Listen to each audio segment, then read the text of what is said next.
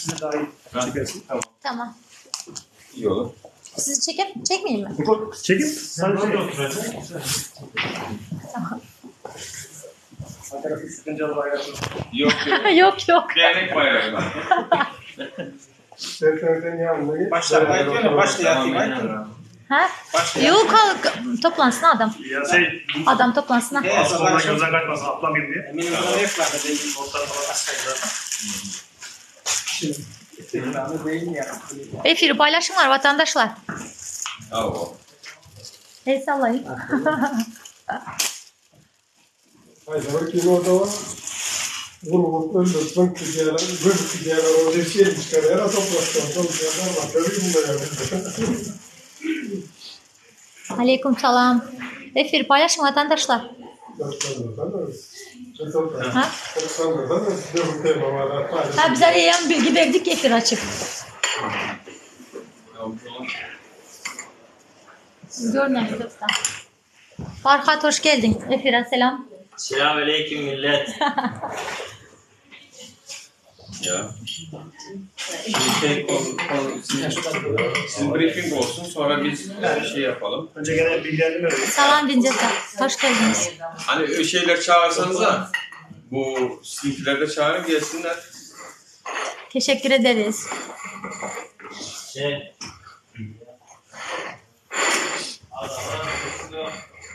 Ya. Sesi iyi geliyor mu? Mikrofon da var. Ses var mı vatandaşlar? Ses geliyor mu size? Yok var o her gün efirde biz. Tamam gelemeyenler. Ses geliyor mu size? Biraz daha yüksek sesle. Ha çok güzel diyorlar. Bar tamam. Sağ olun. Salam hoş geldiniz. Efiri paylaşın vatandaşlar. Hadi toplanıyor ya. Ben efir açtım. Hemen yüzüm. Ova. Sultan bana yüzünü açma. Ova o yüzden aydı pürzat ettim. Zilam senem. Maskada kaykın mı diye? Maskende geliyor. Tamam. Şimdi konular Salam. ilk olarak hangisinden başlıyoruz? Önce selamünaleyküm. Aleyküm selam. Önce sınır dışı kararını, sınır dışı idari gözetim, uluslararası koruma, insani ikamet. Bu tarz konularda önce bir genel bilgilendirme yapalım. Daha sonra soru cevap üzerine devam edelim. Tamam. Şimdi her ülkenin kendi hükümranlık yetkisi vardır. Her ülke kendi vatandaşı olmayan bir yabancıyı alıp alma konusunda bir serbestisi vardır. Yani istediği bir yabancıyı almayabilir. Fakat bunda bazı şartlar vardır. İşte 1951 Cenevre Sözleşmesi'nde bir yabancıyı sınır dışı ettiğiniz zaman sınır dışı edildiği ülkede ırkı, cinsiyeti, dini tabiyeti ya da siyasi görüş sebebiyle bir zulme uğrayacaksa ya da idam cezası alacaksa, hayati tehlikesi varsa bu yabancıyı ne olursa olsun ülkesine sınır dışı edemezsin. Bu geri göndermeme ilkesidir. Hem ulusal sözleşmelerde vardır hem de Türkiye Yabancı ve Uluslararası Koruma Kanunu'nda da bu madde vardır. Yani hiçbir yabancıyı zulme uğrayacağı bir ülkeye geri gönderemezsin. Kesinlikle. Bir yabancı hakkında sınır dışı edildiği zaman yabancı 3 yere gönderilebilir. Ya kendi ülkesine mi göndereceksin? Ya kendi ülkesine gidecek başka bir ülkeye, transit bir ülkeye ya da güvenli bir üçüncü ülkeye devlet gönderebilir. Fakat bunda da işte az önce dediğim geri gönderme ilkesi de gene geçerlidir. Eğer kendi ülkesine zulme uğrayacaksa kendi ülkesine gönderme imkanı kanunen yasak. Bir yabancı hakkında sınır dışı karar verilmişse kendisine mutlaka tebliğ edilmelidir ve kendisine kadar tebliğ mutlaka onun kendi dilinde gerçekleşmesi lazım. Mesela bir Irak ya da Arabistan'dan gelmiş bir insana Türkçe bir tebligat yapamazsın. Çünkü anlamadığı bir dil. Ve kendisi hakkında sınır dışı karar verildiği zaman işte sana sınır dışı kararı verdi. Bu karara karşı nasıl itiraz edileceğin vesaire konusunda da bilgilendirmen gerekir kanunla. Ama bizde o yapılmıyor. Sadece format bir form var. Formun altına imza atılıyor. Bazen imza da atılmıyor. Bu sınır dışı kararı şahslar tebliğ olduktan sonra 7 gün içerisinde buna karşı dava açma hakkı var. İdare Mahkemesi'nde. Hangi ilde karar verilmişse, İstanbul için verilmişse İstanbul İdare Mahkemesi'ne dava açılır. Dava açıldıktan sonra dava açılmasıyla beraber dava bitene kadar o kişiyi sınır dışı edemezsin. Kanunen sınır dışı durur.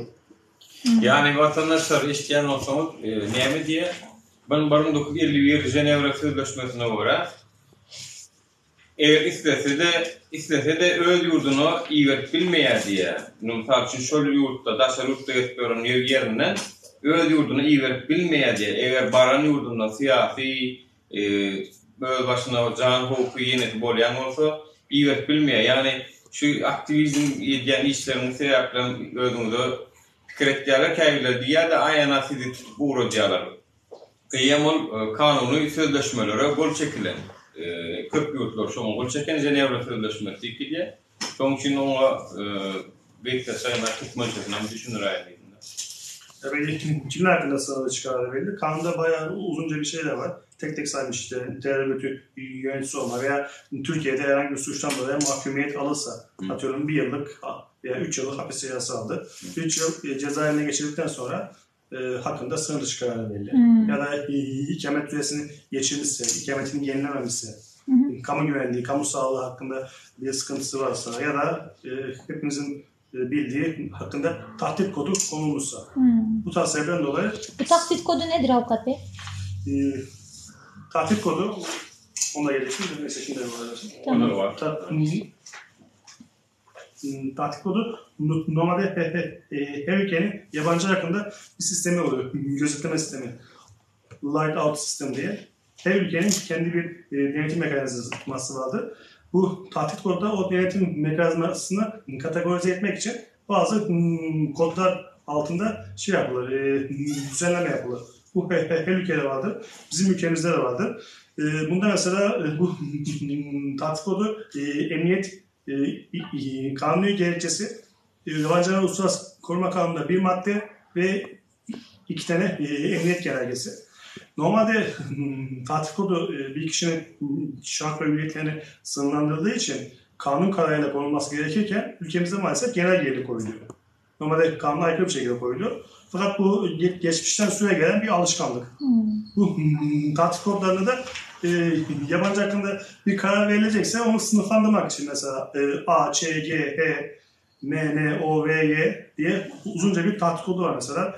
Genel güvenlik ve yurt dışı çıkış yasağı konularında D numara tahdit kodu. Önce harf koyuluyor, sonra da 1'den 200'e kadar numara koyuluyor. Her bir harfin ve numaranın farklı bir açıklaması var. Mesela Türkiye'ye girmesi yasak olanlara, giriş yasağı kararı olanlara G kodu koyuluyor. Genel güvenlik sıkıntısı olanlara G82, G87, G89 tahdit kodu konuluyor. Peki bu tahdit kodunu kim koyuyor? Bu tahdit kodunu Bilgi Göç İdaresi koyuyor. Bilgi Göç İdaresi de emniyetten gelen istihbari bilgilere göre ya da kişinin kendi ülkesinden gelen bilgilere göre tahdit kodu koyabiliyor. Normalde bunu şahsa vermesi, yani bildirmesi gerekiyor. Bir sen hakkında bu kod koyduk diye. Fakat bunu bildirmiyor. Ancak şahıs bir yerle gözaltına alındığı zaman önüne çıkıyor işte. Evet. Sen şu tahdit kodların var diye. Bizde mesela şey var. Az önce dedim gösterme sisteminde risk analiz çalışma grubu var. Bizde emniyete bağlı olarak havalimanlarında ve otogarlarda çalışıyor. Bunlar gelen yabancılara kendi belli kriterleri vardır. Ona göre gözetler. Mesela bir yabancıda çok fazla bir döviz yanında getirmişse ya da şüpheli hareketleri varsa o yabancı onlara göre bir şüphelidir. Kenara çekilir. Sorguya alınır. Eğer bir sıkıntısı olduğu görülürse hiç ülkeye alınmayabilir. Ya da hakkında tahdit kodu konulup sınır dışı edilebilir. Bu emniyete bağlı bir bilim. Risk analiz çalışma grubu diye. İşte uluslararası uçuş yapan havalimanlarının hepsinde vardır bu. Bazen bize de o tarz dosyalar geliyor. Mesela şahsı almışlar, ifadesini almışlar. Ülkeye girmeden direkt göndermişler. Oldu, biz de yaşadık öyle bir şey. Evet. Veya şey var mesela yabancı ülkeye girdiği zaman ilk bir pasaport kontrolü vardı. Ondan sonra bir kontrol daha vardı. Ondan sonra ülkeye giriş yapılır. Evet. O işte ikinci kontrolden sonra artık transit bölgeden çıkmış oluyor yabancı. Ve Türkiye Cumhuriyeti sınırlar içerisine girer. Ondan sonra biz avukatlar olarak müdahale etme imkanımız olabiliyor. Fakat o yerleri geçmezse yani hala transit bölgedeyse maalesef bizim müdahale etme imkanımız olmuyor. Onları devlet bir süre sonra sınır dışı yapıyor. Sınır dışı ettikten sonra nasıl müdahale edilir? Sınır dışı edildiği ülkeden vekalet göndererek burada işlemlerini yapabiliriz. Ancak o şekilde müdahale edebiliriz. Adres versene efirdekilere. Tahdit kodu nasıl kaldırılır? Madem girdik onu söyleyeyim. Tahdit kodu kaldırılması için ya Ankara'dan İl Göç İdaresi Müdürlüğü koymuştu ya da İstanbul İl Göç ya da Ankara'ya İl Göç koymuştu. Hangi İl Göç Müdürlüğü koyulmuşsa ondan önce başta bir dilekçeyle başlamak gerekiyor. İşte hakkında tahdit kodu var mı? Varsa kaldırın diye. Eğer cevap vermezse ya da olumsuz cevap verirse idare mahkemesine dava açmak gerekiyor. Dava yoluyla ancak kaldırılır. Başka türlü kaldırılamaz. Anladım. Bazen piyasada şu oluyor işte, bize şu kadar para ver, senin kodunu kaldıralım, Evet. bize şu kadar şey ver. Kandırıyorlar. Yani nadir olsa yapılıyor ama genelde dolandırılıyor yabancı vatandaşlar. O yüzden güvenmeyin. İlla güveneceksiniz bile de önce işi olsun sonra parayı gönderin. Geçen o zaman Murat Kurbanoğlu tahdit koduyla mı? Vatandaşlar soralar var olsa Evet, birazdan alıp başlayasın. O da yurda giriş yasağı koymuştu. Tahdit kodu oluyor değil mi? Evet, tahdit kodu. Bende de var Sende de mi var? ama ülkeden çıkamaz diye. Düşündüğüne çok başarılı. Tahdit kodu var. Hudutlandırma yani sınırlandırma kodu. Yani sınırlandırma deyip bir kod koyuyorlar. Şu kod koysa yani bir adamın hukuk hasaklasalar ya yine onu hasaklasalar İl Göç İdaresi ya da İstanbul ya da Ankara ya da İlmede kodu. Çok uçuk arasından sorarım. Kalıtma hakkı hemen etrafında. Beni salıverdiklerinde Bu uçuk arası sana düşündürmeye borçun yerliğine bir gün vakıya yurtlamaya şu advokattan sonra bu uçuk arasının şey demeye hakkı var mı? Men senin önünde borçlu bilen şunu tekrar düşündürmeye bir öyle bir şöyle şöyle bir şey var mı diye soruyor. Yani B74 tamam bakalım neymiş bir şöyle liste var da tahdit kodu listesi. Öyle mi? Çıkış izni bakanlık iznine tabidir. bakanlık izin verirse çıkabilirim. Evet. Senin hakkında o kod koyulmuş. Yani bakanlık, ministerlik için o ruhsat vermezse Dur Sultan'ı çıkıvermiyor. Yani öyle.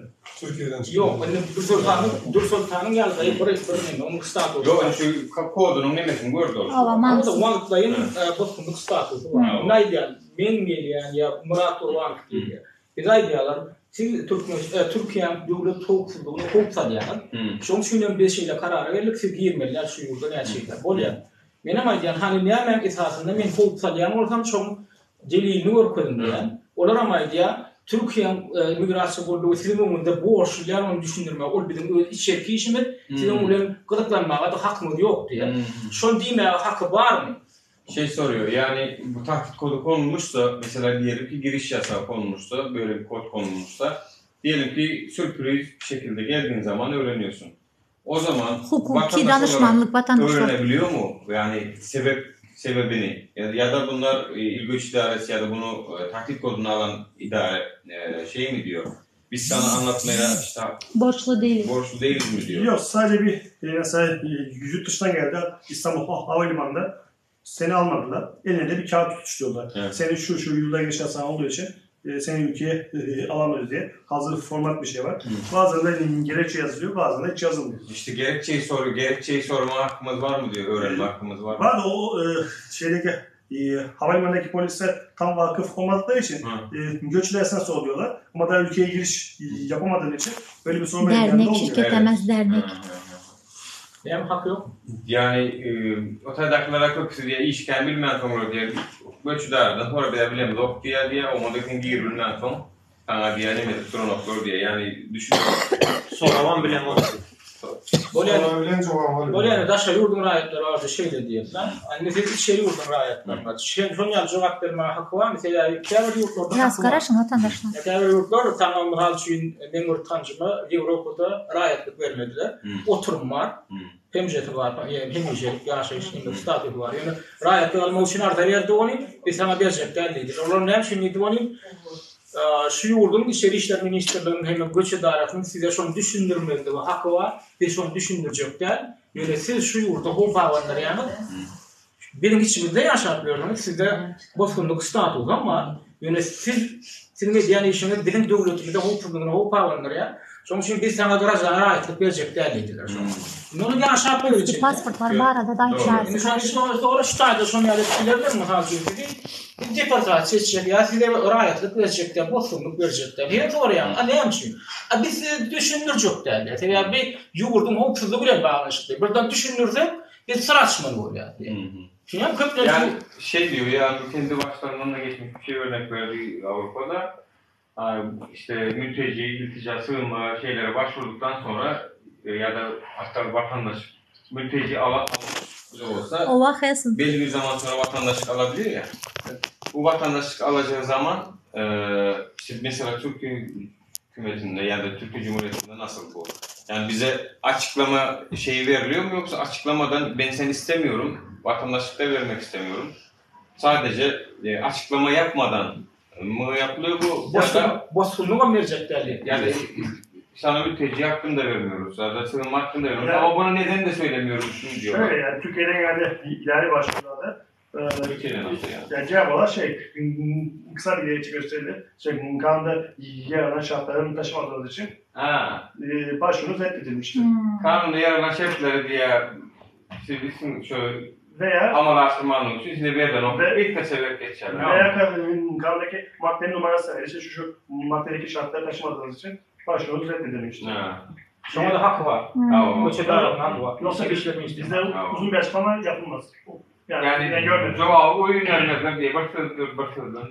Şu kanunun şu bölümünde sizin dosyanız uymadığı şey diyorlar ben Bolyan Murat Urban daşalırdım da. Siz düşünemedi biliyor musunuz? Şu da mı? İzleyiniyken severim düşünüyorum. Ama istese şu devletin hukuksuzluğunu hukuk pavandır yani. Yani hukuk pavandır ya. Birden düşünüyorum haklı diyen sebebi şunu bir düşünürsek bir devlet sırnaç ya. Şimdi Murat Kurbanoğlu'nun olayında bizim avukatlar Ankara İlköşe şey yapmışlar. 15 gündür cevap alamıyoruz diye. İşte şu var, mesela bizde bir kuruma yazılı olarak başvuruda bunlar şunun hakkında bilgi verir misiniz? Ya da hakkında şöyle bir karar alınmış, bunu iptalini istiyorum diye. Bunda kurumun iki seçeneği var. Ya cevap verir, hukuki danışmanlık vatandaşlar. Ya da hiç cevap vermez. Bu da olumsuz red. Bu da red anlamına gelir. Hukukta buna zımni red diyorlar. Zımni yani, görmeyen red. Evet. Yani cevap verilmese diye sonra senin akkaz edilerini ya da hukuk dilinde de görünmeyen akkaz değil ya da. O sebeple yani çok devlet sırrı pırlatta şimdi sonra kur advokat devlet sırrı pırlatta şu devlet sırrına da yankıyan meselelerim değişti. Mesela çünkü siz bizim devletimde hukuk pavandır yani. Sizin soruyorum ne adı hukuk pavandır yani bu devlet sırrı diye. Yani biz de şu an açtık sizin ne adı hukuk pavandır yani. Biz devletin sırrını aç yani. Birazdan. Yani şunu yani delil edip bozkundluğuna memnun veriyorlar, rahatlığına memnun veriyorlar. Yani devletin güvenliğine şey yapan bir durum varsa hiçbir şey açıklamadan yani devlet sırrı diyerekten sana da bir şey anlatmadığı durumlarda oluyor. Şöyle oluyor, mesela tatil kodlarının iptal için başvuruyoruz. Daha sonra mahkemeden şey izliyoruz, göç ilerisine sonra bu tatil kodunu niye koymuş diye. Göç ilerisine diyor ki emniyetten gelen bilgi. Bize o zaman diyoruz ki emniyete sorun, niye böyle bilgi vermiş diye. Emniyette bu sefer güvenlik riski diyor. İhsai bilgi diyor. Kısa bir cevap veriyor. Yani tam açıklayıcı bir şey vermiyor mesela. Şey demiyor mesela, Türkmen yasadan gelen şu yazıyı koyup da için demez yani. Anladım. Detay vermez yani. Detay vermez. Yani hocam bir şey sorabilir miyim? Türkiye'de sığınmacılık alan, mesela Türkmenistan vatandaşlarından sığınmacılık alan yavrusu insani kâhmet alanlara belli bir süre sonra Türkiye vatandaşlığını veriyorlar mı? Bu konuda bilginiz var mı? Yok, sığınma başvuru uluslararası koruma kapsamında olunca vatandaşlara başvuru imkanı olmuyor. Ama Avrupa'da oluyor. Vermeyelim vatandaş. Yok. Üçüncü devlete mi çıkartıyor? Avrupa'da bilmiyorum nasıl olduğu mevzuatı. Avrupa'ya mı çıkartıyor diyor. Üçüncü devlete mi çıkartıyor? Yani şöyle, şimdi bizde uluslararası koruma kapsamında burada 15 yılda bulunsam, 10 yılda bulunsam vatandaşlık kazanma hakkı verilmiyor. Avrupa'ya gitmek istiyorsan o güvenli bir üçüncü ülkeye ilticadır. O başka bir konu. Vatandaşlıkla ilgisi değil. Orada gideceğin ülkenin kuralları neyse o kuralları taşıyorsan sıkıntı yok. Ama bizde özellikle kanunda şey mesela Türkiye'de 5 yıl kısa dönem ikamette kalırsan vatandaşlığa başvurma hakkın var. Fakat onun istisnasında da işte burada turist vize sahipleri, uluslararası koruma başvuru sahipleri, öğrenci vizesiyle kalanlar, refakatçi vizesiyle kalanlar bunlar dahil değildir diye direkt kanun maddesi var.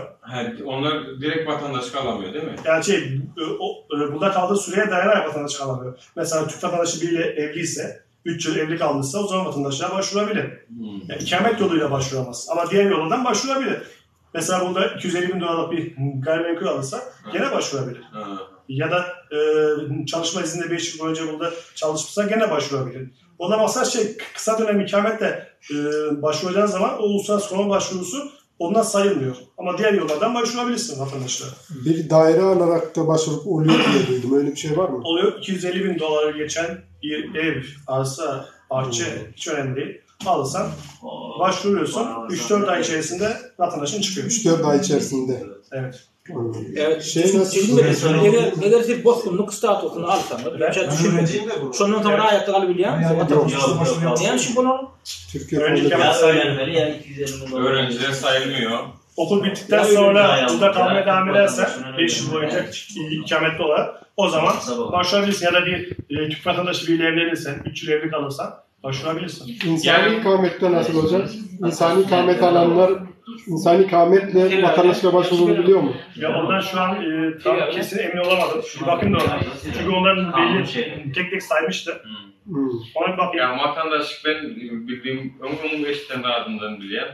Vatandaşlık olmamın bir kendi nimeti yok. Bira yani bayi olmalı. Kulun olmalı 250 bin dolar ya investisyon firma da bir tane evrak bir haftada geçiyor. Bir tane 3 tane evrak bir hafta. Onda da geçiyor. Param öyle yani. Ya çıkıyor. Mesela sen ni bolya şu bozkunluk statusunu almış adam şeyler mi? Yani şu ne şu laf şu bozkunluk statusu belirliyor. Belli bir mühlet boyunca yani çıkıntılar mühlet belirliyor. Bozkunluk kolunu Sığınma statusu ne hiç mühlet belirliyor. Sığınmanın belli bir süresi var mı yoksa sığınma belli bir süre sonra bitiyor mu yoksa böyle limitsiz bir şekilde sığınma olarak kalıyor musunuz? Bence konu ilerleyelim. Tamam. Bu uluslararası korumaya gelecek. Onları baştan itibaren anlatacağım. Tamam. Şimdi konulardan fenomen gelecek her şey var diye. Bir şey soracaktım da avukat bey. Öğrenmeyle 3 sene sonra başvuru yapıyorsunuz dediniz ya. Bir tane vatandaş vardı. 2017 senesinde deport yapıldı Türkmenistan'a. Burada Türk vatandaşıyla evlenmiş. Vatandaşlığı almış, aralarında bir kavga çıkmış, kadın boşanmış ama kadını Türkmenistan'a deport yaptılar, vatandaşlığı bile var. O nasıl oluyor? Yani normalde olmaması gerekiyor ama diğer Türkmenistan vatandaşlığı üzerine deport etmişler galiba. Yani orada olmaması gerekiyor. Türk vatandaşı birini deport edemezsin. Ama evli olsa, Türkmenistan vatandaşıysa deport ediyorlar. Yok, Türk vatandaşı elinde. Türk vatandaşı deport ediyorlar. İşte Türk vatandaşı bir de Türkmenistan'dan bekarlık belgesi, Türkmenistan vatandaşlığının iptal kağıdı bile var. Türkmenistan vatandaşı değil ama kocasıyla ayrıldıktan sonra resmi nikahı bile duruyor. Bilmiyorum ne yaptı, para mı verdi, bir şey yaptı. Onu Türkmenistan'a deport yaptı. Ya onu bakmak lazım, vatandaşlığı almış mı yani? Elinde var mıydı? Var elinde. Normalde olmaması gerekiyor. İşte olmaması gerekiyor. O zaman benim de bildiğim kadar evlenip vatandaşlığı aldıktan sonra o kocadan boşanmayacaksın. Yok. Şöyle söyleyeyim. Yani 3 yıl evli kaldım. Vatandaşlığa başvurdum. Vatandaşlığın sonuçlanmadan boşandım. O için evli kalıp başvuruyu yapman geçerli oluyor ve vatandaşlık kazanabiliyorsun. Boşansan dahi. Onda farklı bir durum vardır. Yeni buradan geçiyor mu?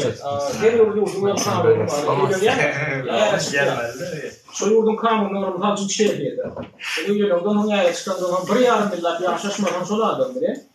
Sana ne ayrı statüs verenliklerine varamadan sen şöyle ayrılıştan seni statüsten mahrum ediyor.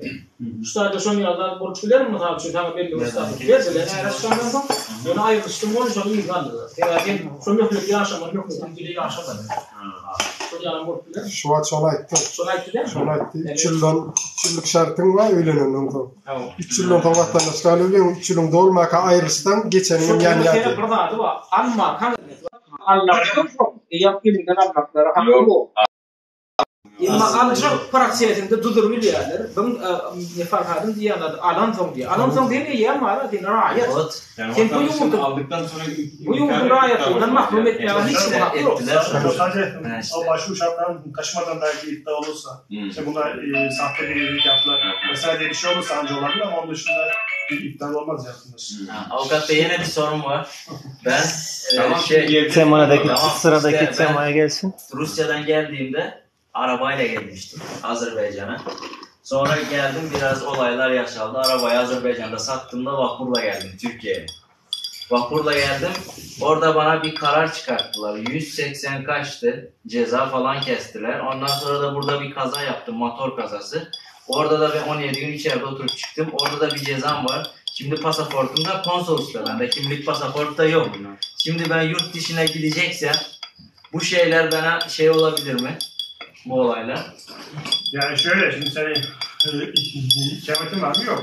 Yok, şu anda yok ama vardı, bitti, yok şu anda. Çünkü zaten sen şu an ikametsiz illegal olarak kalıyorsun o ülkede. Herhangi bir yakalama durumunda. Zaten hakkında deport kararı verip sınır dışı. Elimin için uygulanan. Şu anda sen kanuni olarak, yasal olarak Türkiye'de kalmıyorsun şu an. Şimdi ben aktivist olarak şimdi sizin okuduğunuz o en baştaki karar bana geçerli değil mi? Geçerli. Fakat işte siz bu durumda uluslararası korumaya başvurmanız gerekiyor. Sığınma başvurusuna bulunacak. O yere geleceğim hocam. Önceden Birleşmiş Milletler uluslararası korumaya gelecek. Şu Sırayla. Çünkü o konuya gelince bayağı uzun sürecek. Şimdi bir şey, yabancı hakkında sınır dışı kararı verildi. Sınır dışı kararı verildikten sonra ilk ölçülersinin iki ihtimali var. Ya sizi sınır dışı edecek, pardon, 3 ihtimal. Ya size direkt apar topar hangi ülkeden gelmişseniz ona gönderecek, ya güvenli bir 3. ülkeye gönderecek, ya da sizi Türkiye'ye terk davet diye bir bildirimde bulunacak. En az 15 ile 30 gün arasında Türkiye'yi terk et diye bildiğinde bulunup serbest bırakacak. Son ihtimalde sizi sınır dışı edemiyor fakat hakkınızda sınır dışı karar da verilmiş. O zaman idari gözetim altına alınıyorsunuz. Geri gönderme merkezlerine sevk ediliyorsunuz. Şimdi bir, hakkınızda sınır dışı kararı veriliyor. 2, ona dayanarak idari gözetim kararı veriliyor. Bu sefer idari gözetimden çıkartılmanın dışında, mesela Nursultan Hanım'ın Silivri'den çıkması için suç ceza hakimine başvuruda bulunuyorsunuz. Evet. Diyorsunuz tamam, benim aklımda sınır dışı kararı verilmiş fakat siz beni ülkeme gönderemezsiniz. Ülkeme gönderirseniz işte baskı ve zulme uğrayacağım. Kanunda da geri gönderme ilkesi var. Beni gönderemezsiniz. Madem beni gönderemezsiniz niye idari gözetim altına tutuyorsunuz diye. Kanunda da bunlar hakkında bazı yükümlülükler tanınmış. Diyor ki işte bu şahsı idari gözetim altına alma. Ne yap? Serbest bırak. Belli şartlara gelip imza atsın. Haftada bir, 2 haftada bir gelip imza atsın. Veya belli bir adreste bulunma şartında. Mesela İstanbul'dan dışarı çıkma. 15 günde bir gelip imza at. Ama sınır dışı kararda olduğu gibi duruyor. Yani sınır dışı kararı iptali için idare mahkemesinde iptal davası açmak lazım. Geri gönderme merkezinden çıkmak için de suç ceza mahkemesine dava açmak lazım. Yani tamamen her iki kararın da sıfırlanması için 2 ayrı başvuruda bulunmak lazım. Oldular sizi bırakmadı, idari gözetimi aldı. Tek seferde en fazla 6 aylık bir karar verebilir. Bu bir 6 ay daha uzatılabilir. Yani sizin hakkınızda verilen idari gözetim kararı 1 seneyi geçemez. Yani en fazla bir sene kalabilirsin. 1 sene sonunda serbest bırakmak zorunda. Fakat şöyle oluyor, mesela geri gönderme merkezine almadı, imza yükümlülüğü verdi. O imza yükümlülüğü de en fazla 2 yıl olabilir. Yani 2 yıldan daha fazla o imza yükümlülüğü devam etmez. Bu hazır bir de şey var, mesela şahıs hakkında sınır dışı kararı, mesela Sultanım hakkında sınır dışı kararı verildi. Sultanım hakkında dava açtık ve sınır dışı durdurdu. Evet. Bu durumda Sultanım'ın yurt dışına çıkabilmesi için ya da deport edilmesi için tek ihtimal var. O da kendi isterse, kendi ülkesine dönmek istiyorum derse o zaman sınır dışı edilir. Onun dışında devlet zorla sınır dışı edemez dava açıldığı için. Yani şöyle olabilir mi, konu buraya gelmişken, diyelim ki vatandaşın bir tanesi kimliksiz, pasaportsuz yakalandı dışarıda Bunu aldılar, geri gönderme merkezine aldılar. Ve diyelim ki yollar da açıldı. Şu an yollar kapalı olduğu için şimdi salıveriyorlar ama diyelim ki az çok işte siyasi nedenlerle ya da az çok şeylere karışmış birisi olsun bu da. Gittiği zaman kendi başına bir zarar geleceğini düşünüyor. Mesela o zaman geri gönderme merkezinde ben gitmek istemiyorum derse bile deport ediyorlar mı? Eğer hakkında dava açılmışsa zaten deport edilme durur. Kendi istemediği sürece gönderemezler. Yani dava açılmamışsa? Dava açılmamışsa gönderebilirler maalesef. Gönderebilirler. Yani vatandaşlar o yüzden siyasi bir nedenle, herhangi bir nedenle Türkmenistan'a gitmenizde bir risk bulunuyorsa ve geri gitmek istemiyorsanız hemen dava açılması lazım, hemen bir tane avukat tutmanız lazım. Bir de şöyle bir durum oluyor. Piyasada bazı avukatlar şey diyor işte, mesela şahıs geri gönderme merkezinde biz seni buradan çıkaralım diyorlar. Ve o şekilde bir anlaşma yapıyorlar. Fakat geri gönderme merkezinden çıkması bir şey ifade etmiyor. Çünkü hakkında sınır dışı karar verilmiş. Esas olan o sınır dışı kararını, o deport kararını iptal etmek.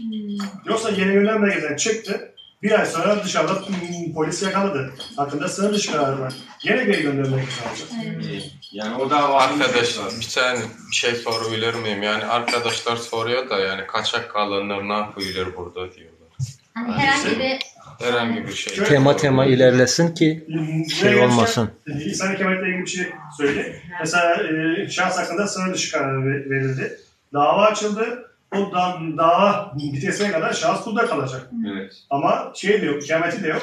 O zaman o sınır dışı kararına iptal davası açtığı için insani ikamete başvurma imkanı var.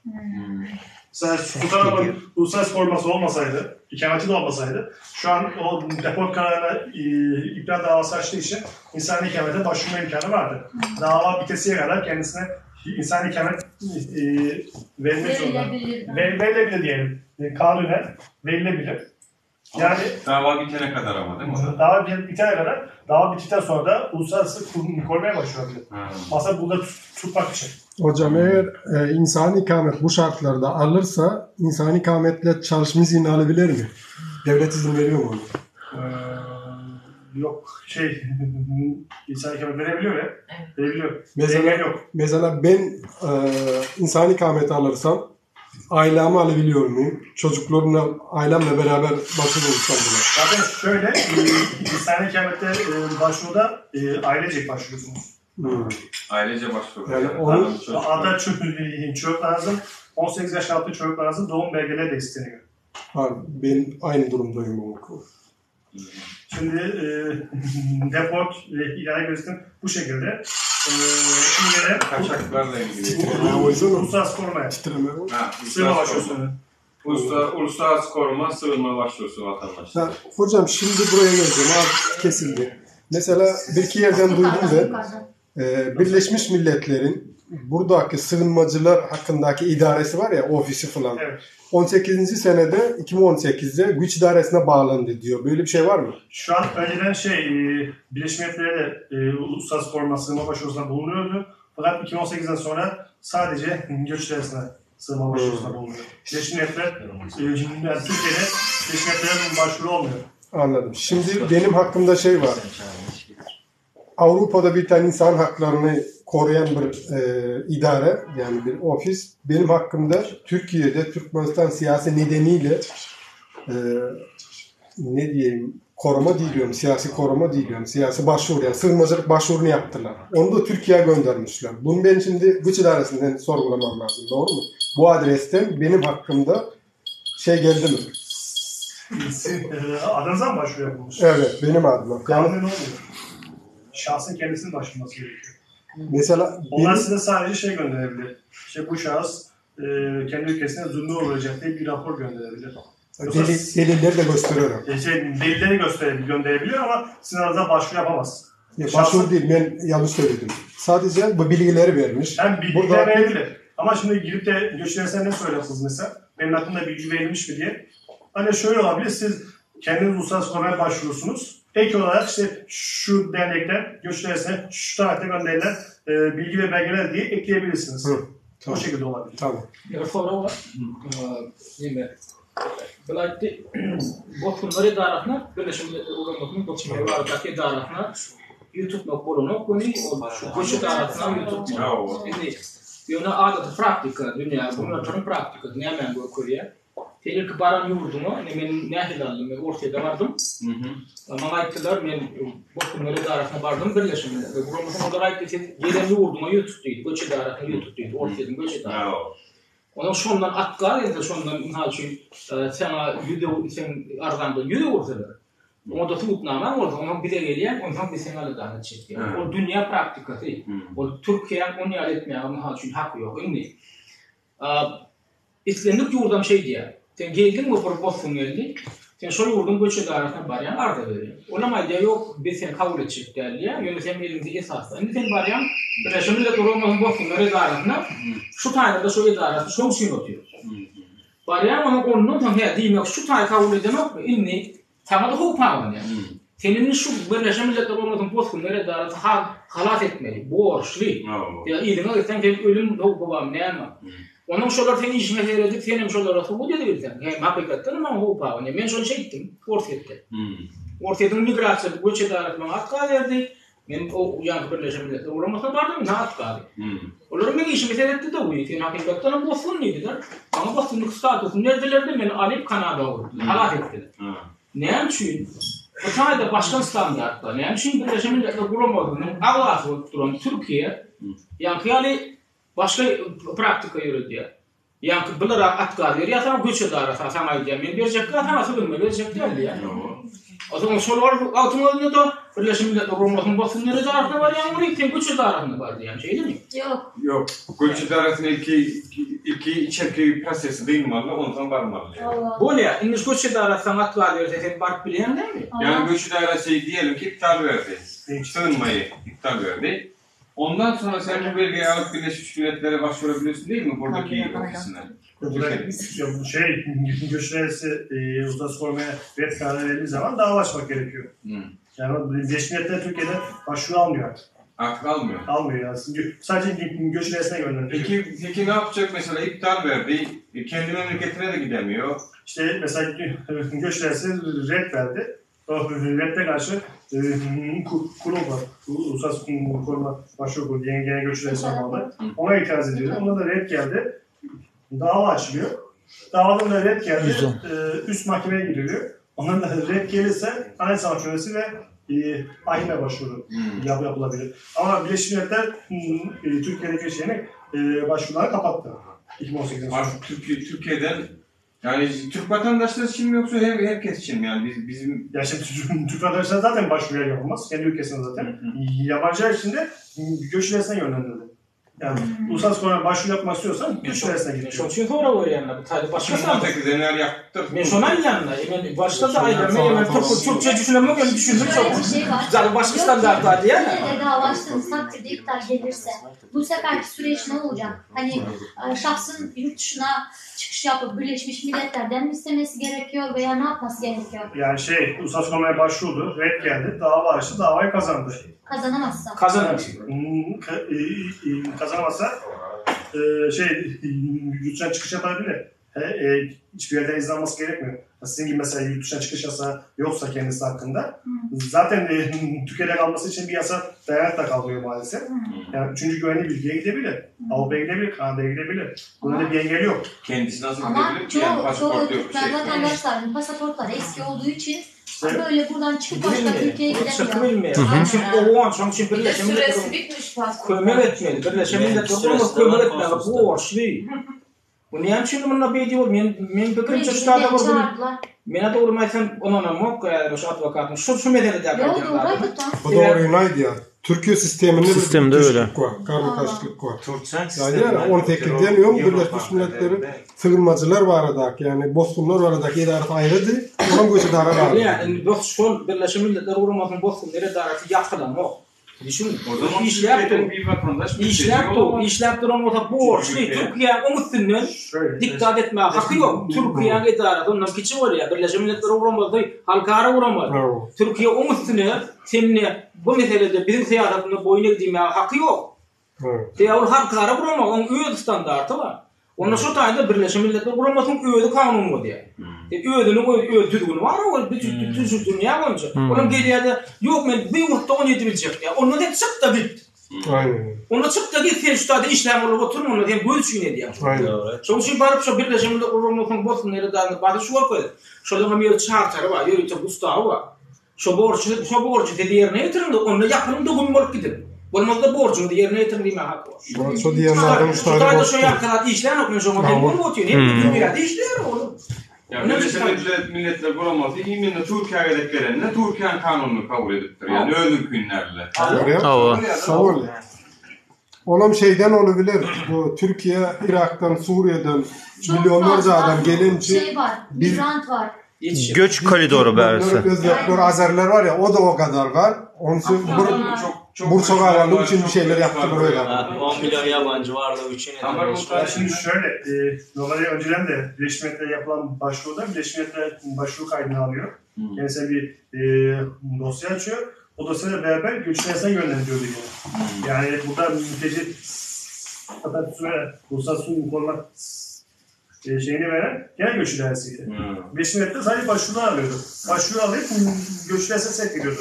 Çünkü burada bu konumu verecek olan Türk hükümeti. Birleşmiş Milletler değil zaten. Üçüncü bir ülkeye sığınma. Üçüncü bir ülkeye sığınma da normalde diğer ülkelerde mesela Kanada için veya başka bir ülke için konsolosluğu üzerine başvuru alan çok nadirdir. Genelde diyorlar, gelin diyorlar bizim ülkeye giriş yapın. Ondan sonra uluslararası korumaya da sığınma başvurusunda bulunur diyorlar normal sığınmada. Siyasi sığınmalar için istisna haklar tanınabiliyor. Ama Türkiye için Birleşmiş Milletler'e başvuru yok. Şu anda sadece göç idaresi genel müdürlüğüne başvuruda bulunuyor. Bulunduğunuz ildeki göç idaresine. Peki ben genel bilgi vereyim de ondan sonra sorulara geçelim. Çünkü olay karışıyor bayağı. Tamam. Genel konuya geçtikten sonra. Şimdi normalde uluslararası korumalar kim faydalanır? Uluslararası korumaya kimler başvurabilir? Zaten sizin yani ülkenizin durumu belli. Ama ben genel olarak diğer iki vatandaşlar için de söylüyorum.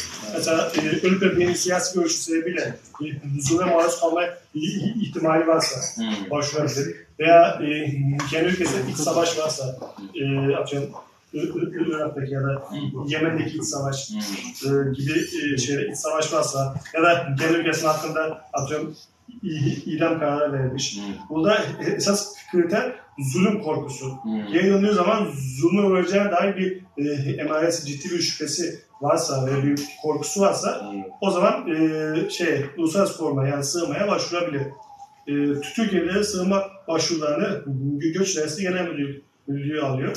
Hangi ildeyseniz o ilin şubelerine başvuruda bulunuyorsunuz. Uluslararası koruma için herhangi bir süre zarfı yok. Yani Türkiye'ye, o az önce bahsettiğim Türkiye'ye girişte o şeye geçtikten sonra, o transit bölgeye geçtikten sonra, hatta transit bölgeye de olabilir. Geçtikten sonra her zaman her an uluslararası korumaya başvuruda bulunabilirsiniz. Hatta sizin ülkenizden gelenler, Türkiye'de bulunanların hepsi uluslararası korumaya başvurma hakkı var. Çünkü şu an ülkenizde zulüm var. Evet. Baskı var. Zaten yollar da kapalı. Evet. Veya atıyorum mesela şu an Afganistan'dan gelen annesi babası olmayan ya da ona beraber gelmeyen refakatsiz çocuklar. Ona da mesela uluslararası korumaya başvurabilir tek başına. Bunlar hakkında da Aile Sosyal Politikalar Bakanlığı'nın yurtları var, kurumları var. Oralara geliştirip koruma altına alınıyor bu çocuklar. Yani uluslararası koruma kimliği demek sığınma demek mi? Aynı şey değil mi? Yani kanundaki ismi uluslararası koruma başvurusu. Biz ama sığınma diyoruz. Sığınmadır. Uluslararası koruma başvurusuna sonra alacağınız konum ya sığınmacı oluyor, ya mülteci oluyor veya şartlı mülteci oluyor. İkinci koruma oluyor. Kanunda değişik sınıflandırma var. Ama başvuru aşamasında uluslararası koruma başvuru sahibi oluyorsunuz kanunda. Ve size bir kimlik veriyor. Sultan'ın verilen kimlik. Anladım. Başvuru yaptınız, dilekçeyle başvuruyor ve şahsın kendisi başvuruyor. Yani avukat dahi olsa beraber gidip başvuruyoruz. Ya da onun dilekçesini alıp üst bir dilekçeyle başvuru yapabiliyoruz. Bazen oluyor, şahsı gönderiyor göç idaresine, dilekçeyi almıyorlar mesela. Sıkıntı çıkarıyorlar. Evet. Sultan Yaşadı. Vadisi'nde de öyle bir şey yaşandı. İşte mesela sıkıntı çıkarıyor, almıyor. O zaman 10 dilekçesine bir üst dilekçe yazıyoruz avukat olarak. O şekilde vermeye çalışıyoruz. Ama kanunen alması gerekiyor. Ama bazı zorluklar çıkarıyorlar maalesef. Almamak için. Mesela aldı göç dairesi uluslararası konum başvurusunu. Aldıktan sonra sizi şeye çağırıyor. Önce kaydınızı yapıyor. Size bir şey veriyor. Kayıtlıktan sonra bir uluslararası konum başvuru sahibi diye bir şey veriyor, kimlik veriliyor. Sonrasında BSM mülakata çağırıyor. Mülakatta diyorsunuz ki ben Türkmenistan'dan geldim. İşte şöyle zulüm ve baskılar görüyorum. Sizden daha çok bu baskılar ispat edici bilgi ve belgeler istiyorlar. Ve tutarlı bir şekilde orada belirtmenizi istiyorum. Mesela atıyorum Irak'ın, Kuzey Irak'tan geldim. Ben Sünniyim. Orada sıkıntı görüyorum, şiddet görüyorum. Ama oradaki hükümet de Sünni. Sana niye şiddet uygulasın ki? Yani. Mesela Kuzey Irak'ta ben Şii bir aileye sahibim. Bu yüzden baskı görüyorum dese eyvallah. Veya ben İran'dan geliyorum. Veya ben Afganistan'dan geliyorum. İran'dan geliyorum. Sünni bir aileyim. O yüzden sıkıntı çıkardılar. Şöyle oldu, böyle oldu dese daha tutarlı açıklamalar yapması gerekiyor. Çünkü orada o bireysel mülakat en önemli kısım. O yüzden genelde bireysel mülakata kesinlikle tek gitmemesini tavsiye ediyoruz.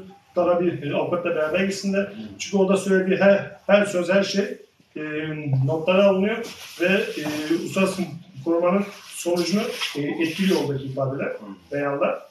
Ve uluslararası korumaya ailecek başvuruda bulunabilirsiniz. O zaman ailenizle mülakata istiyorlar ve sizi ayrı mülakata alabilirler. Yani sizi eşinizi ve çocuklarınızı da alabilirler. Çocuklarınızı mülakata alırken tabii mülakat komisyonunda oluyor, psikolog oluyor, pedagog oluyor. Yani çocuklara IQ sorular sormuyorlar. Sadece sizin anlattığınızla eşinizin ya da çocuğunuzun anlattığı arasında çelişki var mı? Yani gerçekten bu ülkesine öldüğü zaman zulme uğrayacak mı? Yoksa sadece bu ülkede kalmak için mi başvuru yapılıyor? Onu öğrenmek istiyorlar. Bu BSM mülakat sonunda sizin hakkınızda 3 karar veriliyor. Ya diyorlar bu adam mülteci diyorlar. Ama buradaki kriter de şu. Tamam sizin altınıza inanıyorlar. Hangi ülkeden geldiğinize göre size kriter koyuyorlar. Kanuna göre Avrupa ülkesinden gelenlere mülteci diyoruz. Kanuna. Avrupa Konseyi ülkelerinden gelen kişilere mülteci diyoruz. Avrupa Konseyi dışındakiler ise şartlı mülteci diyoruz. Mesela Şu an bana Avrupa'dan geliyor. Sizin geleninize Çekya, Şveçya, şu yerden gelenler mülteci oluyor. Başkaları vaktlayın. Başkaları vaktlayın, biz Türkmenistan, Özbekistan. Çünkü biz Birleşmiş Milletler Sözleşmesi'ne imzalarken bir koyduk o zaman. Bir çekince koyduk. Sadece Avrupa'dan gelenlere mülteci diyeceğiz diye. Başka ülkelerden gelenlere mülteci demiyoruz kanunen. Onlara mülteci olan kim oluyor? Sığınmacı, bozguncu, eşya. Avrupalılara diyorum, bu kadar bir hareket mülteci olur. Türkçe şonkuyalı kanun koymuş. Şurayı da bir urluk yok işte mülteci. Yani soruyor yani Avrupalı bir vatandaş için diyor zaten diyor öyle bir zorluk yok diyor yani mülteci olacak. Avrupa Konseyi ülkeleri mesela Bosna Hersek'ten gelen bir kişi buradan mültecidir. Ama Türkmenistan'dan gelen bir kişi bu da şartlı mültecidir. Bu da Türkiye'nin bulunduğu konuma göre konulmuş bir çekince. Çünkü zaten etrafında diğer ülkelerde sıkıntı doğabileceği için şimdi bir insana mülteci dediğiniz zaman onun kazandığı bazı haklar var. O hakları da ona tanımak zorundasın. O yüzden Türkiye kendisini de korumak amacıyla böyle bir çekince koymuş. Sadece Avrupa Konseyi üyelerinden gelen insanlara mülteci diyoruz. Onun dışındakilere şartlı mülteci diyoruz. Ya da Avrupa ve ikinci koruma değil başka bir koruma şeyimiz var. Onda ise ülke fark etmiyor. Ülkesinde savaş, iç çatışma gibi bir şey varsa ya da hakkında ölüm kararı verilse onun hakkında da gelenlere de ikinci koruma diyoruz. En sonunda bu Suriye Savaşı'ndan sonra da geçici koruma şeyine getirdik kanunla. Sadece Suriye'den gelenlerin geçici koruma diyoruz. Yani 4 farklı kategori var. Zaten sizin yani kanunla mülteci olmanız imkansız. Yani size şartlı mültecilik.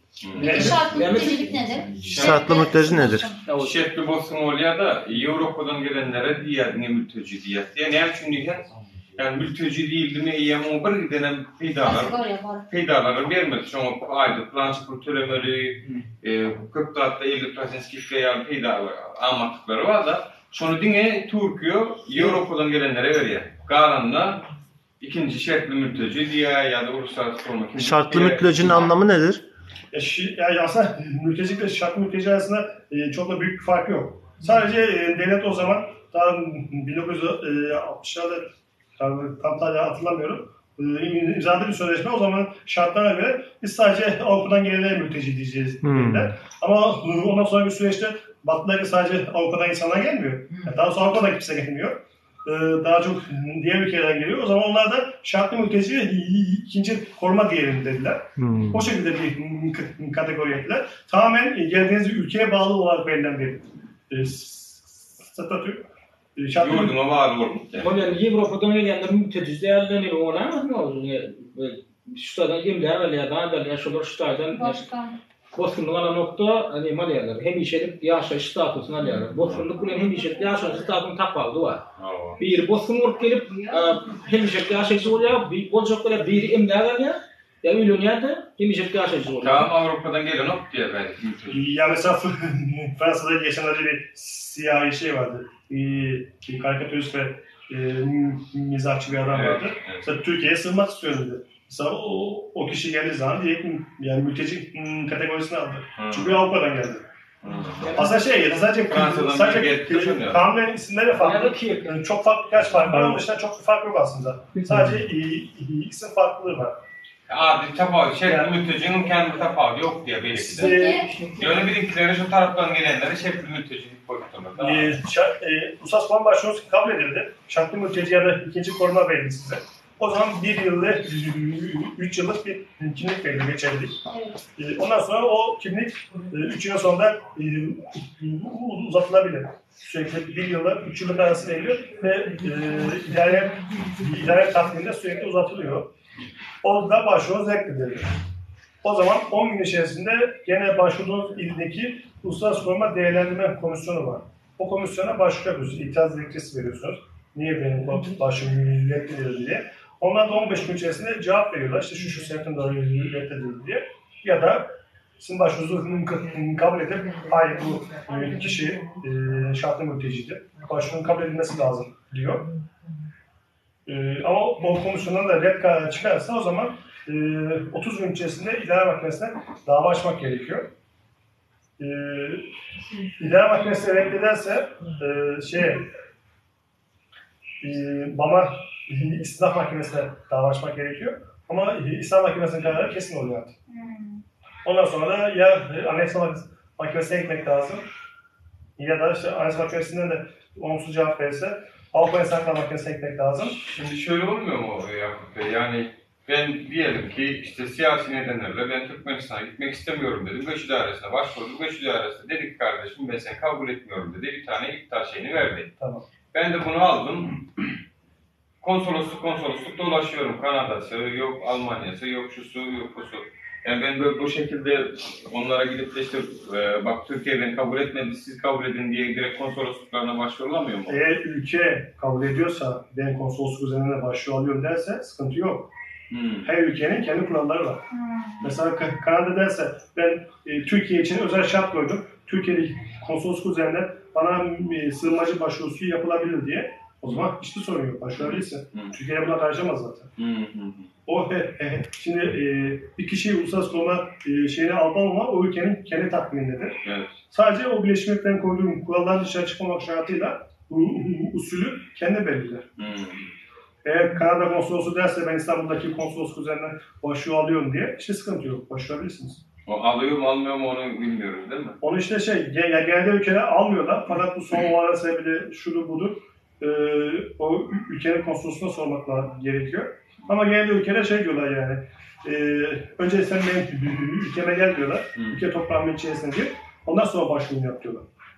Yani vizen ya da herhangi bir şeyin yoksa Kanada'dan mesela transit bir yere geçiyorsan Kanada havalanında indiğin zaman evet başvuru yapabilirsin orada. Oradan direktmen vizesiz bir şekilde gümrüğe geliyorsun. Ben diyorsun sığınmaya başvuruyorum, giriyorsun.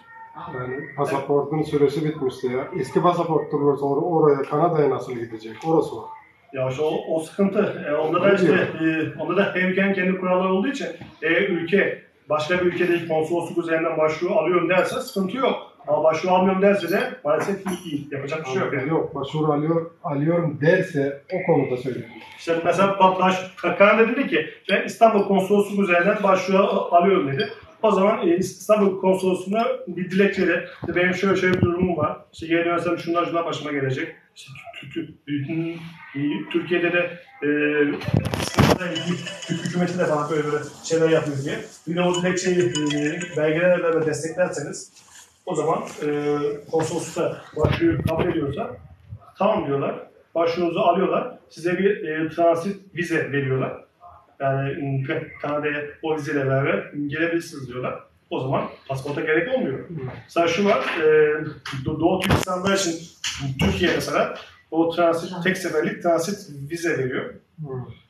Normalde Doğu Türkistan'dan kimliği yok, pasaport, hiçbir şey yok. Ama Türkiye'ye verdiği o transit vizeyle beraber hava yoluyla ülkeye giriş yapabiliyorlar. Tamamıyla o ülkenin kuralları geçerli.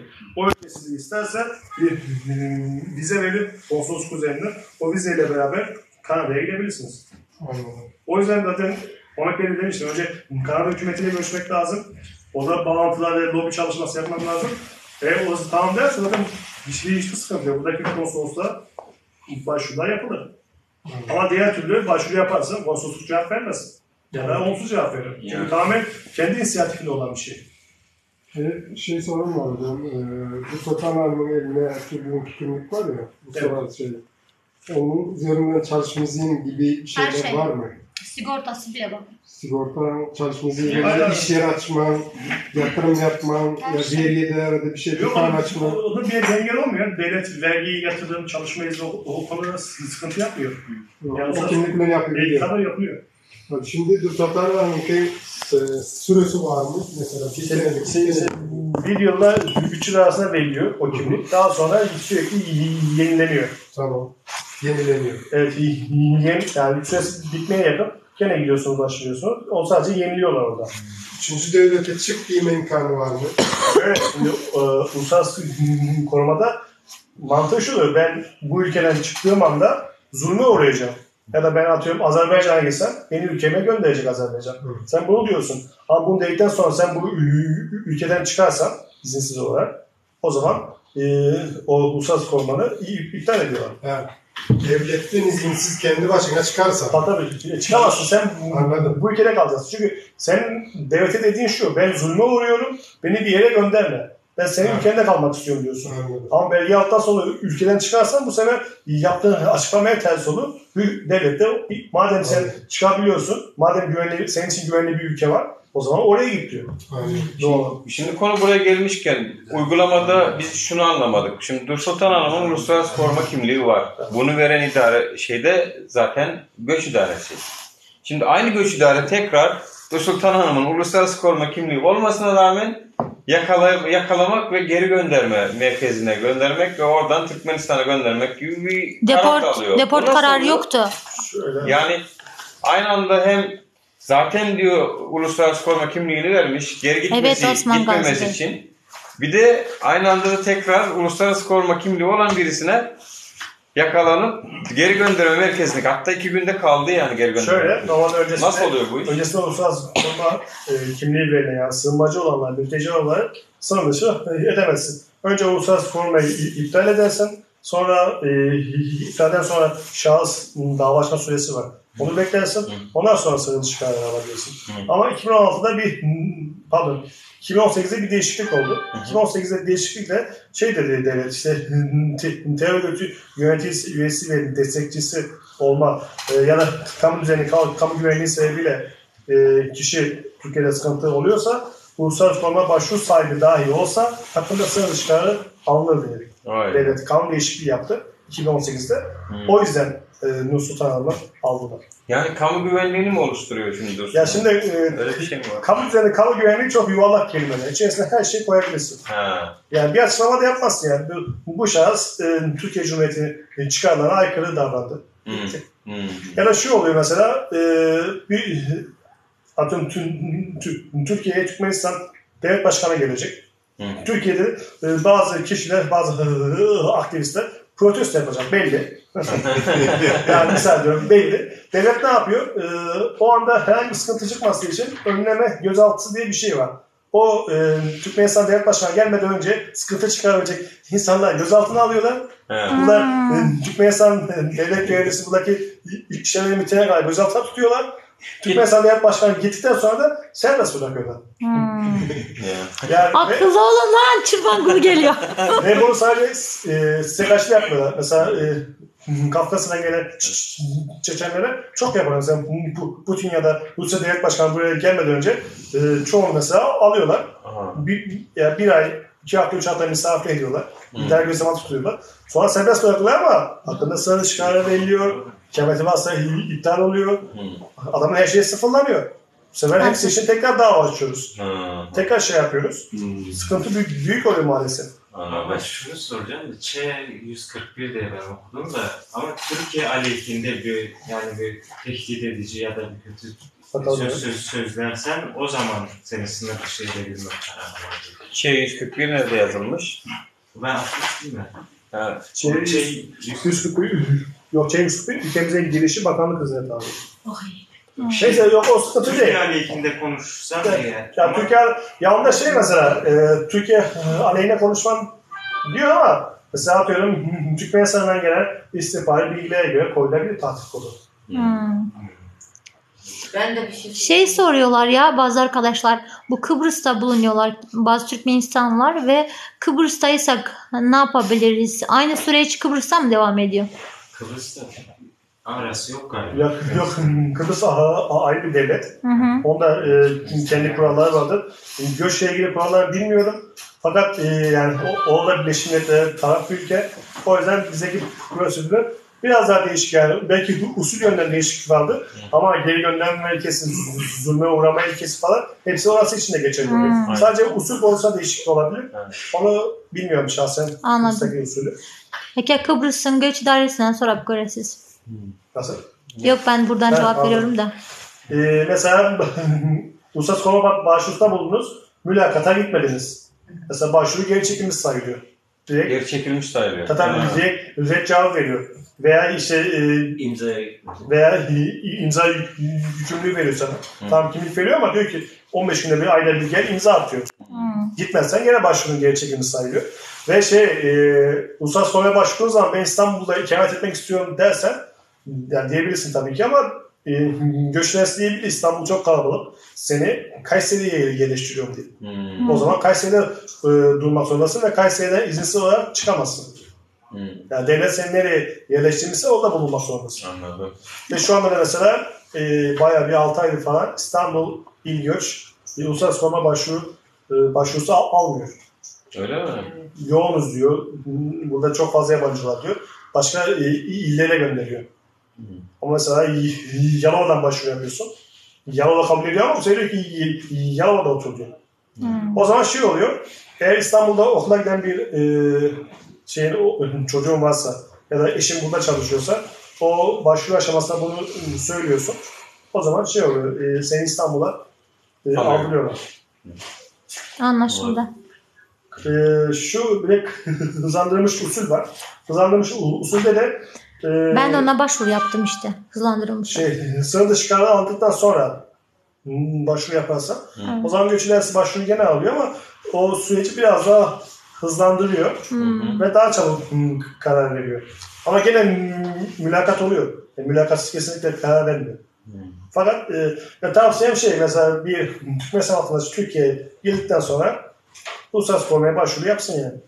İstisnasız yani. Bak yapsın, süreci başlatsın. Eğer buradaki dernekte çalışıyorsa, aktivist eylemlere girişecekse mutlaka uluslararası koruma başvurusuna bulunsun yani.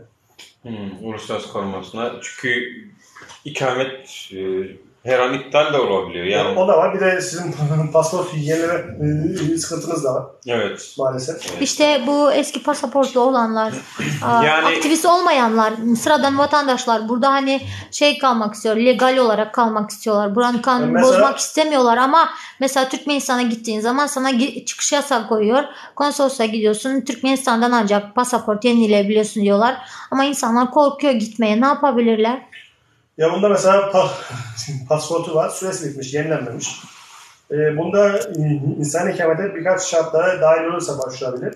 Mesela çocuğu burada okula gidiyor. Yani misal diyor. Çocuğun yüksek yararı söz konusu olduğu için mesela siz insan ikamete başvurabilirsiniz. Süresi geçmiş pasaportla da başvurabilirsiniz. Ama gerekçe gerekiyor diyor. Gerekçe oğlunuz ya da kızınız. Yani çocuğum okula gidecek ama biz ikamete başvuramıyoruz. Çocuğun üstün yararı ilkesi de var kanunen. Her sıralara. Bu yüzden yani çocuğa dayanarak başvuru yapabilirsiniz. Hem kendiniz hem çocuğunuz adına. Ama eşim iki var. Onun adına uzatıyor çocuk. Nasıl yapabilir? o zaman şey yani anne de babadan birinin yani her ikisinin birden şey yoksa olabilir. Eşim iki var işte. O bozuyor. Evet. O bozuyor. Ama şey yani insani ikamette birkaç şart da var. Ya hakkında sınır dışı karar alınmış.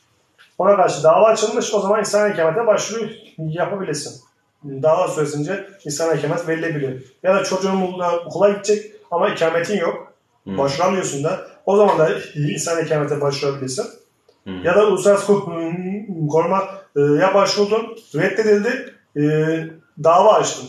O zaman da insani ikamete başvurabilirsin dava sonlarında. Aynen dünya. Bu şartlarda pasaportun süresi geçse dahi, eski pasaport 15 yıl öncesine dahi pasaport olsa dahi fark etmez. Başvurabiliyorsun insani ikamete. İnsani ikamete başvurduğunuz zaman da kendinizin, eşinizin ve 18 yaş altı çocuklarınız adına başvuruyorsunuz. Hepsine beraber çıkıyor. Hepsine beraber. 18 yaş altı çocuklar için de doğum belgesi istiyorlar. Yani gerçekten bu sizin çocuğunuz mu diye. Türkiye'de doğmuşsa zaten her hastanede doğum belgesi veriyor. Ama yurt dışına doğmuşsa oradan bir doğum belgesi isteyebiliyorlar. Ama bazen o şartı esnetebiliyorlar, göz ardı edebiliyorlar. Hazır. Ama mesela pasaportu hiç yok, hiçbir belgesi yok. Eğer 18 yaş altındaysa bu şahıs, annesi babası yoksa burada, zaten direkt uluslararası korumaya başlıyorsun. Referansız çocuk kapsamına giriyor. Her türlü zaten devlet bunu koruma altına alıyor. 18 yaş altı çocuklar için diyorum. Ama büyükler için pasport yok, kimliği yok, hiçbir şey yok. Tek seçeneği uluslararası koruma. Başka bir şeye başvuramaz yani maalesef. Devlet izin vermez. Uluslararası koruma için de pasport istemiyorlar. Olsa daha iyi olur da olmasa da sıkıntı yok. Pasport istemiyorlar. Uluslararası korumaya başvurmaktan başka bir çareniz olmuyor maalesef. Tek bir soru var burada. Uluslararası korumada pasaport olmasa da oluyor değil mi? Tabii evet olmasa. Uluslararası korumada pasaport olmasa da oluyor. İnsani ikamete başvuracaksa pasaportu olması lazım. İstiyorlar. Evet. Ya buradan bir arkadaşının kocası yakalanmış ve eski pasaportlu geri gönderme merkezinde şu an avukat tuttum diyor. Avukat söz vermiş. Salı ya da çarşamba çıkaracağım diye. İnşallah.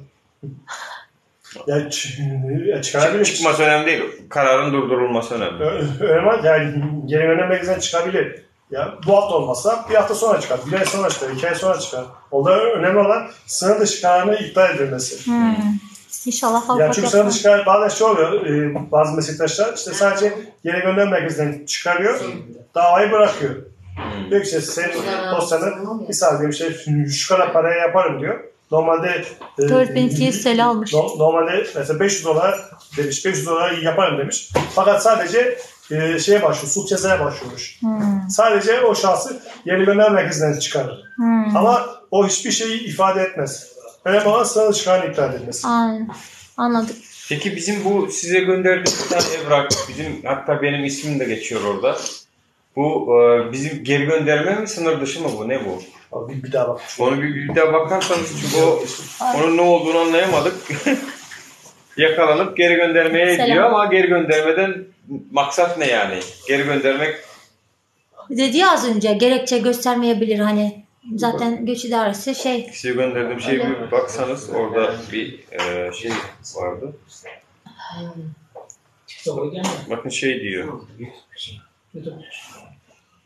Mesela ne şey, sınır dışı işlemlerin gerçekleştirmesi amacıyla. Yani. Ya şey demiş yani bu adamı yakalayıp göçürersek teslim edin demiş. Deport kararı yok değil mi? Zaten şey yani sınır dışı işlemlerin gerçekleştirmesi amacıyla yakalayın demiş. Ya bu adamı yakalayıp bize gönderir ki biz de hakkında sınır dışı karar verelim. Tamam. Yani peki benim ikametim varken nasıl böyle bir karar alabiliyorlar? Yani demek ki DGM mi yani devlet güvenliği mi? Ya bunda şey demiş tamam ikametiniz olabilir ama hakkınızda katil tutukluluk olmasına engel değil ikamet. Ve zaten hakkınızda sınır dışı kararı verilir verilmez de ikameti direkt iptal eder. Ve şu oluyor mesela bir şahıs herhangi bir olaydan dolayı mesela dışarıda atıyorum komşunuzla tartıştınız. Karakola alındınız ya da hakkınızda şey oluyor şikayetçi oldu da karakola aldınız soruşturma açıldı. Fakat savcılık serbest bırakın dedi. Mesela sizin evet. Olayınız gibi. Evet. Yani bir yabancı hakkında adli bir soruşturma gerçekleşmişse emniyet serbest bırakılmadan önce emniyet serbest bırakmaz. Göç ilerisine teslim eder. Göç ilerisi ya serbest bırakır ya da hakkında işlem yapar. Az önce dediğiniz gibi. Aynen. Soru sorabilir miyim? Mesela ikamet izni bittikten sonra, süreci bittikten sonra ceza yediği sürece bu yansıyacak mı? Yok çıkacak zaman ya da başka. Şöyle oluyor. Mesela ikamet süresini geçirdi. Bitti. Yani. İşte bitti. 6 ay sonra yurt dışına çıkarken havalimanında onun cezası var. Cezasını ödeyip çıksın. Genelde sıkıntı çıkarmıyorlar. Fakat hakkında bir kod bir şey varsa o cezayı ödese dahi şey koyulabiliyor. Yılda giriş yasak koyulabiliyor mesela. Ona ilgili şey yok. Bir müvekkilim oldu. Kendisi Azerbaycanlıydı. Burada iş yeri var, vergi açılışı var, her şey var. İkamet süresini 6 ay geciktirdi. Yurt dışına çıkarken cezasını da ödedi. Ama ona rağmen 3 ay burada giriş yasağı karar verdiler. Yok şimdi şöyle, cezası var ya, yani ikamet süreci bitmiş, buna ceza yazılmış. Yani trafik cezası, maske falan. Yok o şey önemli. Trafik cezası önemli değil. Ama yani ülkeden çıkan burada şey var, buradaki cezalar kastım şu, buradaki ikameti geçirdik ya, evet. Geçirdiği süre boyunca bir idare para cezası kesiliyor. Onu ödeyip çıksın diyorum. Ama trafik cezası falan sıkıntı olmuyor onlarda. Yani sınırdan çıkarken havalimanı çıkar ödemese de olur. Ödese de. Olur ama ödeyip çıksın. Sonra yabancı olduğu için ilgili kurum göç idaresine yazar. Bu kişinin şahsının borcu vardı veya başka bir şey de karşısına çıkar. Yani borçsuz çıkmasın ülkeden. Deport süreci uzar yani. Ödenen çıkan cephe orada var. Çekirdeğine gittin versində başqa yani. Depordan varlığım için öder çıkma. Şu var, eğer mesela atıyorum sesiniz konuşuyor. Eğer sıkıntı varsa yurt dışına çıktığınızda geri dönme sorunuz varsa yok yani geri dönmeyecek sadece çıkacak. Çıkıp gidecekse hiç sıkıntı değil. Yani çıkıp geri dönecekse diyorum. Çıkıp geri dönecekse sorun yaşayacaksa bir avukata vekalet versin öyle çıksın. Yani bir sorun olduğu zaman burada çünkü avukatın müdahale etmesi için vekalet lazım. Siz zaten yurt dışındasınız. Yani vekalet çıkarma sıkıntısı olacak maalesef. O yüzden bir vekalet verip öyle çıksın. Dönüşte sıkıntı olursa da buradan en azından müdahale etme imkanı oluyor. Yani içeride bir avukat. Yani veya şu oluyor mesela geçen gün Muhammed Bey'in bahsettiği hanımefendi yılda Türkiye'ye giriş yapmak istemiş. Havalimanında almamışlar. Yılda giriş yasağı var demişler. Bunda mesela hanımefendi gelen Dubai'ye göndermiş galiba. Dubai mi? Evet, Dubai. Ne alacak bu hanımefendi? Dubai'deki Türk konsolosundan bir avukata vekalet gönderecek buraya. Buradaki avukat da o yurda giriş yasağının kaldırılması için başvuru yapacak, sonra iptal davası açacak. Dava sonunda o yurda giriş yasağı kaldırılıyor. Şu oluyor mesela, geçmeyesi 3 aylık yurda giriş yasağı karar verdi. 3 ay bitti, kaldırmıyorlar. Ancak gidip başvuruda bulunman lazım. Yani bazen de 3 ay bitti. Bir 3 ay daha uzattıkları da oluyor maalesef. O yüzden mesela 2 yıl, 3 yıl yurda giriş yasağı karar konulmuşsa ya mutlaka dava açsınlar. O 3 yılın bitmesini beklemesinler. Çünkü 3 yılın sonunda kendinden kaldırmıyor göç idaresi. Bu sefer şahıs geliyor Türkiye'ye. Havalimanından almıyorlar içeri. Senin yurda giriş yasağı kararın var diye. Geri gönderiyorlar. Mağdur oluyor.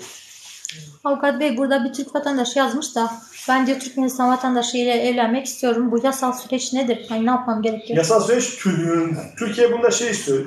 Normalde bizim medeni kanunumuzda tek eşlik esası. Bazı ülkelerde birden fazla kişiyle evlenebilirsin. Bunun önüne geçmek için devlet bekarlık belgesi istiyor. Şahsada. Bekarlık belgesiyle beraber eğer burada ilk giriş yapmışsa vize süresi içerisindeyse o zaman o vize belgesi artı bekarlık belgesiyle beraber normal Türk vatandaşları gibi herhangi bir şey bağlı bulunduğu ilçedeki belediyeye başvurabilir. Ama ikamet süresi içerisindeyse o ikametle beraber başvuruyor. Bu da kriter şu oluyor. Burada şahıs illegal kalmayacak. Ya ikamette kalacak, ya vizeyle kalacak, ya uluslararası korumayla kalacak. Yani belgesi olacak. Artı bekarlık belgesi olacak. Bekarlık belgesi olmadan evlilik olamaz burada. İkameti olmazsa? İşte ikamet de alıyorlar, istiyorlar devlet. Ama uluslararası koruma başvuru sahibi ise o kimlikte geçerli oluyor. İnsani ikamet varsa o da geçerli oluyor. Yani buraya gelmiş, daha vize süresi geçmemiş. O zaman da başvuru yapabiliyor. O zaman ikamet istemiyor. O vize geçerli oluyor zaten. Anladım. Bekarlık belgesini bizim memleket vermiyorsa, bizim hükümet vermiyorsan yani mutlaka almak lazım. Çünkü devlet senin Türkmenistan'da bir eşin var, bir de burada eşin var deyip evlenme yapmıyor. O belgeyi mutlaka istiyor maalesef. Peki şöyle bir soru var. Bir sürü Türkmenistan vatandaşı var burada. Eski pasaportlu. Kimlik numarası olmadan gidip aşı olamıyorlar. Hani buna topluca nasıl bir çözüm bulabilir sizce? Aşı ya şöyle olabilir. Dernek olarak başvurabilirsiniz. İl Sağlık Müdürlüğü'ne gidersiniz dernek olarak. Bizim böyle bir sorunumuz var. Bizim vatandaşlarımız aşı olamıyor. Böyle sıkıntılar var diye. Yani biz aynısını ben Mazlum'da İstanbul Yönetim Kurulu'ndayım. Öyle mi?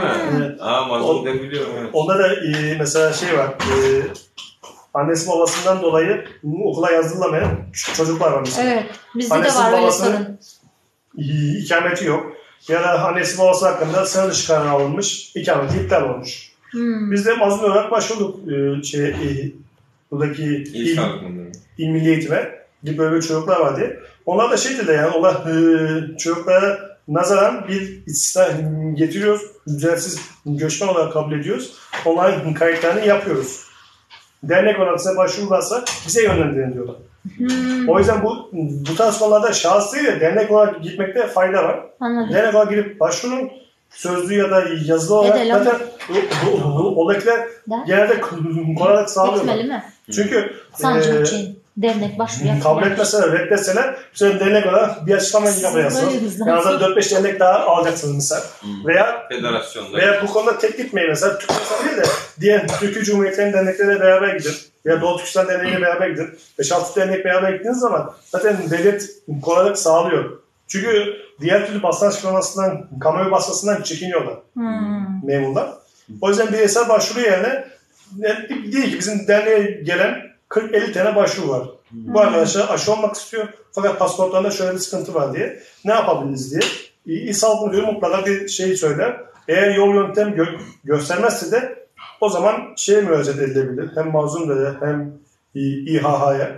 Onlara müracaat edilir. Bu sefer toplu bir açıklama yapma yoluna gidebilir. O zaman bir kamuoyu baskısı oluştuğu için bir kolaylık sağlamak zorunda kalıyorlar. Anlaşıldı. Peki şöyle bir durum var. Hani burada az önce de dedim. Hani burada kanunu bozmak istemeyen ama çaresiz olan insanlar. Hani topluca bunlar da yüz binlerce var. Onlara nasıl çözüm üretebiliriz? Hani insan ikamet işte herkes geri gönderme merkezinden sonra başvuru yapamıyor ve vesaire sizin dediğiniz kriterlerde olamıyor. Onlara nasıl çözüm bulabiliriz? Hepsinin tek tek değerlendirmesi gerekiyor. Eğer insani ikamete başvurma imkanı varsa insani ikamet yoksa da uluslararası korumaya başvurmak gerekiyor. Çünkü başka bir çözüm yani kanunen başka bir çözüm yolu yok maalesef. Hani az önce dediğiniz gibi dernekler üzerinden hani göç idaresine yapsak, başvuru yapsak, yardım istesek hani buna bir çözüm arasak. Onlar mesela atıyorum size beraber yanınıza Doğu Türkistanlıların derneğiyle alıp 5-6 dernek alıp göç idaresine gittiğiniz zaman göç idaresi il müdürlüğüne direkt randevu aldığınız zaman sizin depreminiz diye görüşür. Yani toplu bir çözüm sağlamaz ama şöyle der ki sizin derneğe yapılan başvuruları bize yönlendirin der. Yani dosya bazında çözüm sağlayabilirler. Anladım. O zaman süreç de hızlı ilerler. Hem size de büyük kolaylık sağlarlar. Ama burada önemli olan bireysel hareket etmemek, 4-5 dernekle beraber gitmek. Anlaşıldı.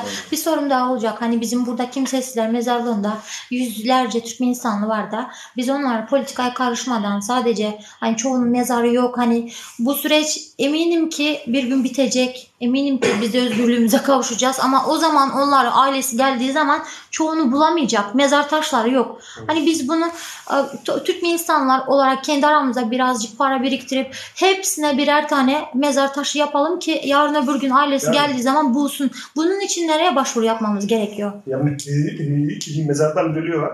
Evet. İstanbul'da mezarlık olarak 3 bölgeye ayrılmış. Evet. Birinci bölge genelde şu Boğaz sırtlarında olan Zincirlikuyu mezarlığı gibi biraz daha lüks mezarlar. İkinci bölge, üçüncü bölgede Anadolu Harpya tarafında olan mezarlar. Eğer Türkmenistan vatandaşları hangi bölgeye düşüyorsa Kilyos şeye düşüyor bu Edirne Kapı Mezarlıklar Müdürlüğü. Çünkü tamam, ben bir vatandaşımızı defnetmeye... İşte oraya gene dernek olarak yazılı başvuruda bulunur. Abi bak 3 tane işimiz var. Çok güzel, halka faydalı dernek üzerinden yapabiliriz. Yani dernek üzerinden başvuru yapıldığı zaman yani devlet sorun çıkarmamaya çalışır. Çıkarsa bile şu olur, şunu yaparsınız işte bu sefer şey dersiniz işte Türkiye Cumhuriyeti bizleri sahipsiz mezarlara gömüyor diye. Basın açıklaması yaparsınız bu sefer. Yanınızda 5-6 dernek daha alırsınız. Basın açıklaması yaparsınız. O zaman yani devlet kurumlarını baskı altına alırsınız. Onların bir şeyler yapmasını sağlarsınız. Çünkü hak verilmez alınır. Mesela gerekirse baskı yaparak kamuoyu baskısı oluşturarak o hak almak var ama bu mezarlık konusunda hiçbir sıkıntı çıkaracağını zannetmiyorum ya. Sadece bilgiler doğru olmasını isterler. Yani o belgeyle ya da başka şeyle ispatlayabiliyorsanız. Zaten bilgiler lazım zaten. Mesela 743 yazıyor. 743'ün kim olduğunu bilmiyoruz. Yani oradan listeye verirlerse. Hasan onu şeyden sorabilirsin. Türkmenistan Konsolosluğu'ndan. Müdürlüğünden alabilirsek biz onların mezar taşlarını yapmak Kadıköy'de. Merhaba. Çok teşekkür ederiz Yakup Bey. Vatandaşlar Yakup Bey numarasını almak isterseniz kendisi işinde uzmandır. Numaranızı söyleyebilir misiniz? 507 0507 Dur Sultan Efir'i kapatır. Onu ayrıca kim istese öyle verelim. Ha tamam bana özelden. Sonra da benim telefon numaram açık. Tamam. Kamuoyuna açık.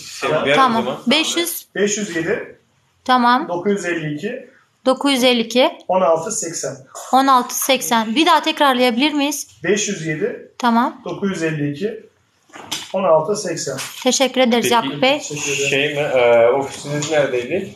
Çağlayan Adliyesi'nin yanındayım ofis. Çağlayan Adliyesi'nin yanında ofisi var arkadaşlar. İsteyenlere WhatsApp'tan şey yapsın. Ben vizit kartı atarım yani. Yani yankı soran zatlarımız hazırım. Efir. Vatandaşlar çok sağ olun. Efir'e katlaşanınız için. Bitti. Seminer bitti. Gerekli bilgileri aldınız. Kabir sorular. Siz son gelenin için cevaplap yetişmedik. Nem için diyende siz gelmezden ön cevap verdi. Biz düşünleriniz için gençlik ya da Efir açanda bize sorarsanız biz düşündürüp veririz size. Bir daha telefon numarasını. Şöyle. Vatandaşlar şöyle çekin. Bir dakika. Aynen fotoğrafını çekin. Şöyle. Ekran fotoğrafı alın vatandaşlar. Neme görünen yok. Ana 507 952. Oh elimde orada tanıdı. 100 lira aydatlar bana al kaç desen. Ana 507 952 1680 ekran fotoğrafı çekinler. Screenshot edin bir Screenshot. Kapanaymadım. Görünüp dur o. Numara o yüzden kapanayım. Ölçürdüm onu da vatandaşlar. Allah'a emanet. Kendinize iyi bakın. Şöyle vatandaş bu kazandıktan sonra anne babası kemer sürecinde kardeşlerinin kemer sürecinde belki bir faydası olabilir.